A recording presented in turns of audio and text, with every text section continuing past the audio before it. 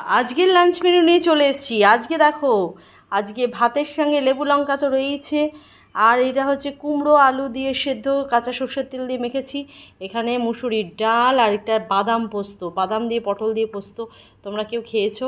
নিশ্চয়ই খেয়েছো। আর এটা এখানে চিকেন দিয়ে আলু দিয়ে ঝোল। আর এটা হচ্ছে বড় বড় হচ্ছে ভোলা, যেটা বলতে পারো ভোলা মাছ সর্ষে দিয়ে। আর এখানে দেখতেই পাচ্ছ বেগুন, বেগুন দিয়ে আলু দিয়ে সর্ষে দিয়ে ঝাল করেছি। এটা হচ্ছে আজকের মেনু। তো কেমন লাগলো আজকের মেনুটার সাথে আমার এই আজকের অন্যরকম যে ডিনার সেটটা, যে আমার নানান রকমের যে ডিনার সেট আছে সেটা আজকে শেয়ার করেছি। এটা হচ্ছে আরেক রকমের ডিনার সেট। তো কালকে আবার নতুন আরেকটা ডিনার সেট দেখাবো, আর নতুন রকমের লাঞ্চের মেনু তোমাদেরকে শেয়ার করব।